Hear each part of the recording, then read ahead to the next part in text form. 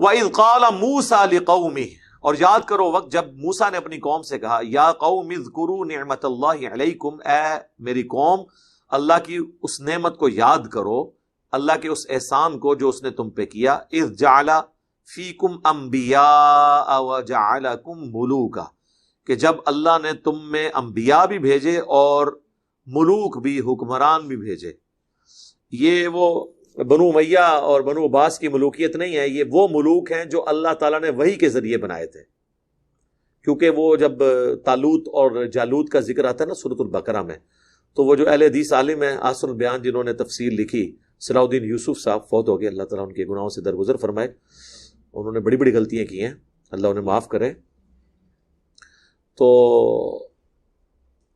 احسن البیان میں انہوں نے کہا کہ لوگ ملوکیت سے نفرت کرتے ہیں، تو دیکھیں اللہ تعالیٰ نے سموئیل پیغمبر کی دعا سے طالوت کو جو ہے وہ بادشاہ مقرر کیا تھا، تو اس کا مطلب ہے بادشاہت بھی ہے اور خلافت، دونوں چیزیں ہیں۔ میرے بھائی جو بادشاہ مقرر کیا تھا طالوت کو، وہ ایک پیغمبر کی دعا سے اللہ نے وحی کے ذریعے مقرر کیا تھا۔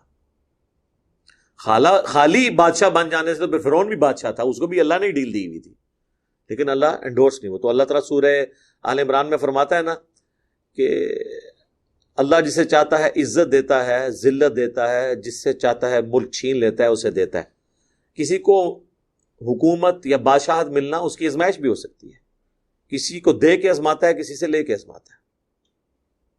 یزید ابن معاویہ کو وہ عہدہ ملا، وہ اس کی آزمائش بن گیا۔ حسین ابن علی کی مظلومانہ شہادت ہوئی، وہ ان کے درجات کی بلندی کا ذریعہ بن گئی۔ تو یہ اللہ کی سنت ہے۔ تو یہ انبیاء اکرام کی وحی سے بادشاہ مقرر ہوئے۔ وَآتَاكُم مَّا لَمْ يُؤْتِ أَحَدًا مِّنَ الْعَالَمِينَ، اور اللہ نے تمہیں وہ کچھ عطا کیا جو پورے جہان میں کسی کو عطا نہیں کیا تھا۔ ظاہر ہے جی جنتی خوراکیں، من و سلوہ۔ سلوہ ایک پرندہ تھا پروٹین کی فارم میں، جو اتنے جھنڈوں کے جھنڈ آتے تھے، وہ ان کو آرام سے شکار کر کے کھاتے تھے ریگستان کے اندر، کوئی محنت نہیں کرنی پڑتی تھی۔ اور رات کے وقت جو شبنم پڑتی تھی، وہ صبح بوندیاں بن جاتی تھی، میٹھی کاربوہائیڈریٹس ان کو مل جاتی تھی، پوری ان کی خوراک کا بندوبست، جنتی خوراکیں، کتنا عرصہ۔ تو اس طرح کی تو اللہ تعالیٰ نے کسی کے ساتھ یعنی محبت نہیں فرمائی اس زمانے میں، لیکن دیکھ لیں جو بے وفا لوگ ہوتے ہیں وہ کدھر خیال کرتے ہیں۔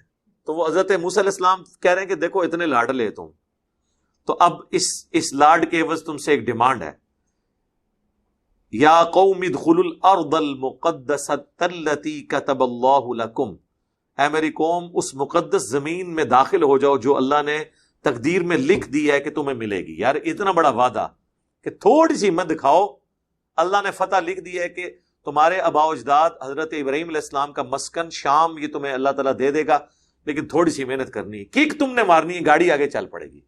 والذین جاہدوا فینا لنہدینہم سبلنا، جو لوگ ہماری راہ میں کوشش کریں گے۔